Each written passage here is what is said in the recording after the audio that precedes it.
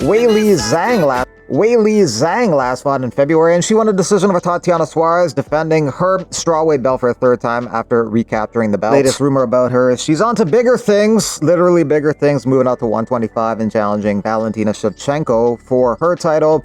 But the rumor is she's vacated her title and moving on to the flyweight division. If that is the case, there would be a vacant flyweight title, and apparently Dern versus Janji-Doba is the fight, which is rumored to be taking place October 25th in Abu Dhabi for the vacant women's strawweight title. That's number 1 and 5 in the division. Some felt maybe Natalia Silva would be a correct pick to fight for the title, because Dern is 3-2 in her last 5 fights. If this fight does in fact happen, and does in fact happen for a belt, Mackenzie Dern manifested this just a couple months back. She was saying maybe Zhang Weili moves up and fights Valentina, and that clears the belt for our division. Tatiana Suarez is coming off a loss and will take her some time to fight again, so me against Virna Janji-Doba is the fight to make for the belt. Mackenzie Dern and Virna Janji-Doba fought in 2020, and Mackenzie Dern won a decision in that 3-round fight at UFC 256. Odds of Mackenzie Dern becoming a champion this year would have been a huge long shot, but maybe it happens in a couple months. Dern won her last fight against Amanda Ribas by armbar in the beginning of the year, and in April, Virna Janji-Doba won a decision over Yan Shannon. If this is in fact how it all plays out, the UFC is no longer interested in anyone having a double champ status. Topuria dropped his belt to move up to 155. Makhachev dropped his 155 belt to move up to 170, and in this case, Weili would drop her belt to move up to fight Shevchenko. Weili's already a legend and a future UFC Hall of Famer, but she would even further her legend status if she can move up a weight class and beat a stellar fighter like Valentina Shevchenko, who is an absolute legend herself, and coming off a win over Manon Fiorot, where she was the slight favorite but pulled through with a decision victory. Virna Janji-Doba beats Dern pretty easily, no? Anything to get Mackenzie Dern another title fight. The best WMMA fight since Amanda. We have a women's fight at Abu Dhabi before GTA 6. There's no way Dern should be in a title fight at all. The women's division is a joke. Natalia Silva deserved the title shot. This is pathetic. Charles Johnson knocked out Lonnie Kavanagh in the second round over the weekend, and as a result, he moves up 2 spots in the flyweight rankings to number 13. He overtakes Ramazan Tamirov, which doesn't really make sense. Tamirov beat him not too long ago, so Tamirov recently beat him, but he's still ranked below him. Doesn't really make sense. They keep giving Johnson undefeated prospects. Maybe that'll change after this win. It's about to get real bad for him because the shape I was in, and I hadn't even started throwing my hands like that yet. And I had that third round was gonna be.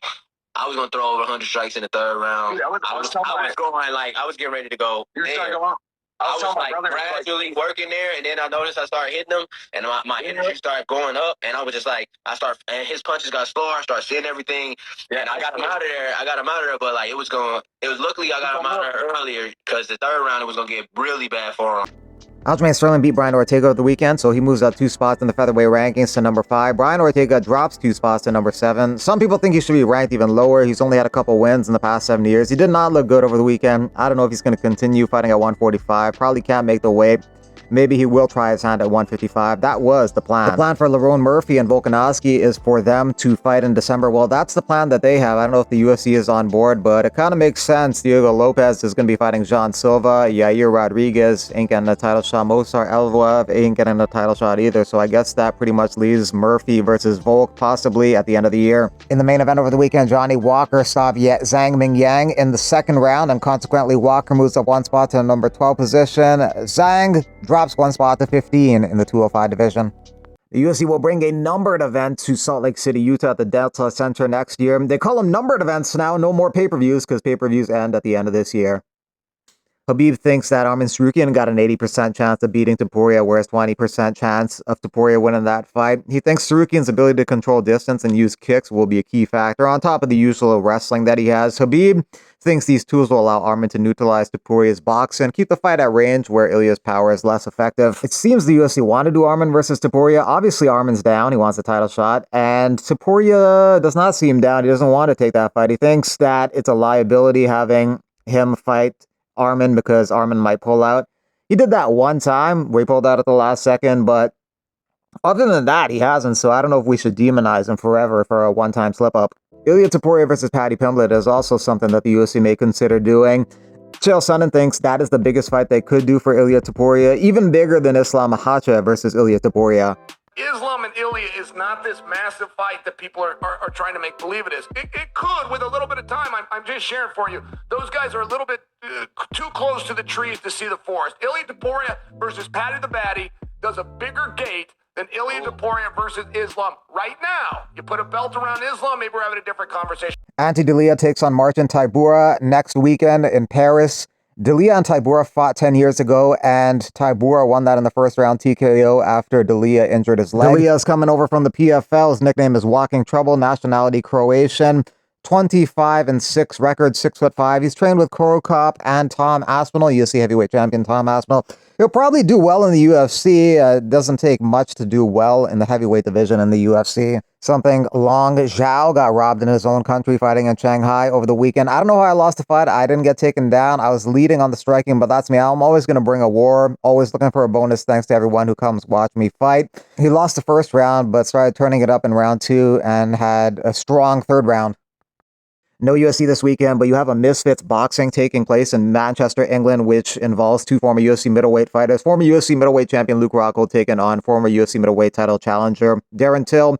In boxing, Darren Till should be the favorite and win this fight, but I also thought the last time Luke Rockhold fought, he was going to lose against Joe Schilling in Karate Combat, but he knocked him out on the card. Tony Ferguson versus Salt Poppy. I guess Tony Ferguson is the favorite in this one. I don't know. He should not be taking any more headshots, but here we are. Not too long ago, I mean, people wanted to see Khabib versus Tony Ferguson, and now he's fighting Salt Poppy. I don't know. That's just the way things go sometimes. Also on the card is Dylan Dennis versus Warren Spencer. This is an MMA match, so first MMA match in Misfits boxing history. Warren Spencer is kind of like an influencer boxer with a 1-0 pro boxing record and a 1-2 exhibition boxing record. So Dylan Dennis should win this fight easily because it's MMA. He should get a takedown pretty easily and get the submission on the ground pretty fast. So it's a good fight for Dylan Dennis. There's also Dirty Boxing Championship in Miami, Florida on Friday with former UFC veterans on the card like Jair Senior Rosenstruck in the main event against Rakeem Cleveland. Heavyweight contest. Jessica Rose Clark versus Claudia Zamora, 3 3-minute rounds. Tyson Nam versus Ricky Bandejas. Hector Lombard versus James Cannon. James Cannon has a record of 9-10, so Lombard should win that fight. Usually they put former UFC fighters against guys who they should beat easily. Alex Caceres versus Sean West. Caceres is doing dirty boxing before he gets back into the UFC. He expects the UFC to make him an offer and a new contract. Phil Hawes versus Sergey Martinov. Chase Sherman versus Levi Da Costa. And Brian Battle versus Derek DeFreitas. Battle should win that easily if he makes weight. It's for 185 pounds. Couldn't make the weight earlier this month. Got cut by the UFC. Now he's in dirty boxing. Let's see if he makes 185 and wins. Thanks for watching. If you want to support the channel, you can via super thanks donations.